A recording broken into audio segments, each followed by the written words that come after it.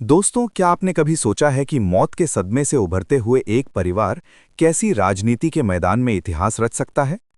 आज महाराष्ट्र की राजनीति में एक ऐसा मोड़ आया है जो सबको चौंका रहा है। अजित पवार की पत्नी सुनेत्रा पवार आज शाम 5 बजे महाराष्ट्र की पहली महिला उप मुख्यमंत्री के रूप में शपथ लेने वाली हैं। ये खबर नहीं, एक राजनीतिक तूफान है जो पूरे देश को हिला रहा है। क्या ये फैसला एनसीपी को मजबूत करेगा या परिवार में दरारें और गहरी करेगा? क्या सुनेत्रा पवार अजित पवार की विरासत को आगे ले जा पाएंगी?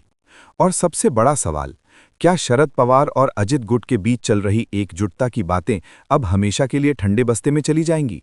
अगर आप इन सवालों के जवाब जानना चाहते हैं तो ये वीडियो आखिर तक देखिए, क्योंकि आज हम इस पूरी कहानी को खोलकर रखेंगे, सच्ची, असली और बिना किसी अफवाह के। नमस्कार। महाराष्ट्र की राजनीति को कवर करने का अनुभव है। मैंने पवार परिवार की कई उठापटक देखी हैं, लेकिन आज का दिन कुछ अलग है। चलिए शुरू से बताता हूं। 28 जनवरी को एक दुखद हादसा हुआ। महाराष्ट्र के उप मुख्यमंत्री और एनसीपी चीफ अजित पवार की प्लेन क्रैश में मौत हो गई। ये खबर पूरे राज्य को स्तब्ध कर गई। अजित पवार, जो शरद पवार के भतीजे थे और एनसीपी के एक बड़े नेता, उनकी मौत ने एनसीपी में नेतृत्व का सवाल खड़ा कर दिया। लेकिन एनसीपी ने तेजी से कदम उठाया। आज 31 जनवरी को मुंबई में एनसीपी विधायकों की बैठक हुई, जहां सभी ने एक मत से सुनेत्रा पवार को विधायक दल का नेता चुन लिया। और अब शाम 5 बजे राजभवन में राज्यपाल आचार्य देवव्रत उन्हें शपथ दिलाएंगे। ये महाराष्ट्र के इतिहास में पहली बार है जब कोई महिला इस पद पर पहुंच रही है। क्या ये महिलाओं के लिए एक नई शुरुआत है या सिर्फ परिवारवाद की एक और मिसाल? सुनेत्रा पवार कौन है? 62 साल की सुनेत्रा, जो फिलहाल राज्यसभा सांसद हैं, हमेशा पर्दे के पीछे से काम करती रही हैं। वो अजित पवार की पत्नी हैं, जिन्हें वाहिनी कहकर पुकारा जाता है। उन्होंने कभी चुनाव नहीं लड़ा, लेकिन पार्टी के कामों में हमेशा सक्रिय रहीं। एनसीपी के वरिष्ठ नेता जैसे प्रफुल्ल पटेल, छगन भुजबल और सुनील तटकरे ने आज मुख्यमंत्री देवेंद्र फडणवीस से मिलकर इस फैसले की जानकारी दी। महायुति गठबंधन, जिसमें बीजेपी, एनसीपी और शिवसेना शामिल हैं, इस पर सहमति जताई। लेकिन यहाँ ट्विस्ट है। शरद पवार, जो एनसीपी एसपी के चीफ हैं, उन्होंने कहा कि उन्हें इस शपथ की कोई जानकारी नहीं थी।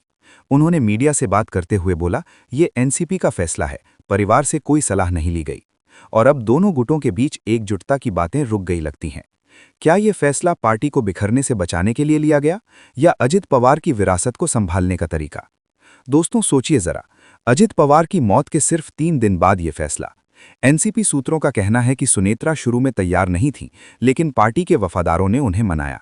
वो अजित पवार की सोच को आगे ले जाना चाहती हैं, जैसे किसानों के लिए काम, पानी की योजनाएं और राज्य का विकास।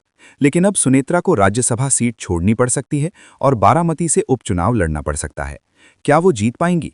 और महाराष्ट्र की राजनीति पर इसका क्या असर होगा? महायुति गठबंधन मजबूत रहेगा या नए संकट आएंगे? ये सवाल सबके मन में है। कि पवार परिवार की राजनीति में हमेशा सरप्राइज होते हैं। अजित पवार ने 2019 में बीजेपी के साथ गठबंधन किया था, जो बड़ा उलटफेर था। अब सुनेत्रा का आना भी वैसा ही लगता है, भावुक लेकिन रणनीतिक। पार्टी के विधायक भावुक थे बैठक में, कई की आंखें नम थीं। ये सिर्फ पद नहीं, अजित पवार को श्रद्धांजलि जैसा है। लेकिन सवाल ये भी है कि क्या परिवारवाद पर बहस फिर से शुरू होगी? क्या महिलाओं को राजनीति में ज्यादा मौके मिलने चाहिए?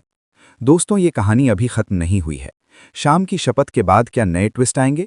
अगर आप महाराष्ट्र की राजनीति के फैन हैं तो चैनल को सब्सक्राइब करें और बेल आइकन दबाएं, ताकि अपडेट्स मिलते रहें।